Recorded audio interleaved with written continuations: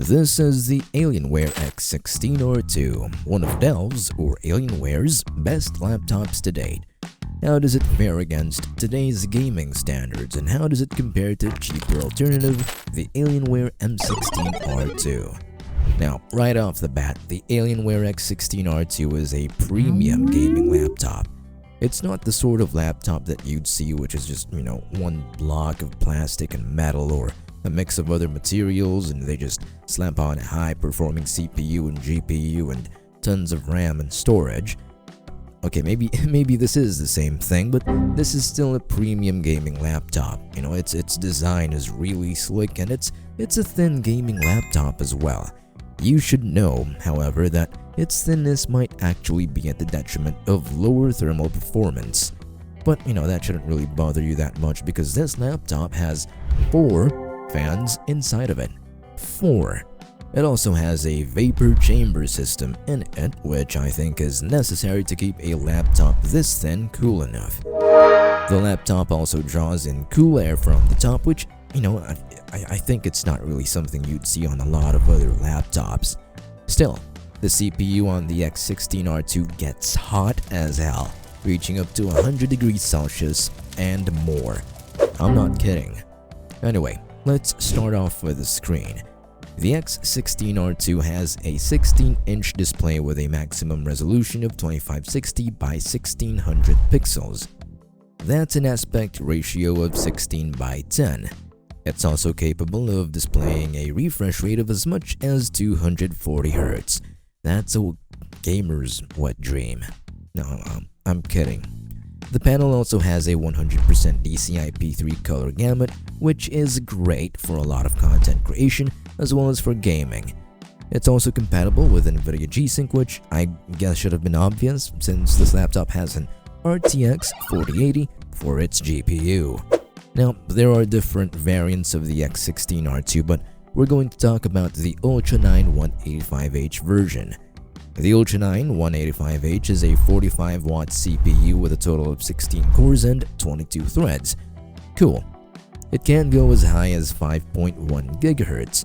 Not as high as the other CPUs, but it's still pretty good. Another cool thing, as previously mentioned, the GPU on the X16 R2 is the NVIDIA GeForce RTX 4080 with 12GB of GDDR6 memory. The 4080 is a pretty powerful GPU and it's nothing to scoff at, even for today's standards. I just find it weird though because some people might think the 4080 is outdated now that there's the 50 series, but I mean, look at the gaming industry, Anyway, what about the RAM and storage? The X16 R2 has a maximum of 32GB of LPDDR5 RAM. It's soldered. There's no way you can upgrade the RAM at all. 32GB is the maximum. Storage is a different story though. Stock, the X16 R2 has 1TB of storage, of course, in an SSD, but it's upgradable. The X16 R2 has 2 M.2 slots, with one of them being occupied already. Now, there are a few things to note about the X16 R2. Buggy software. Now, if you're only really interested in being able to play games at the highest possible settings, then, you could uninstall the other software that comes with a laptop, such as the one that controls the RGB and all that. You get the idea. Now, as for ports, it's a bit of an awkward placement. They're all in the back, and from left to right, we have the 3.5mm audio port, the micro SD card port, micro SD card, 2 Thunderbolt ports, an HDMI 2.1 port, 2 USB-A ports, and a mini DisplayPort 1.4 port. It sounds like something's missing, doesn't it? It's the Ethernet port. Yeah, it doesn't have one. Anyway, that's the X16 R2 for you.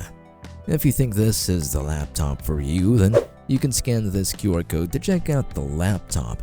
At the moment, it costs $2,499.99. It's a premium gaming laptop with a premium price. Do I think it's a laptop you should buy? Well, probably, or you could check out the Alienware M16 R2, which we'll be talking about soon. Toodles!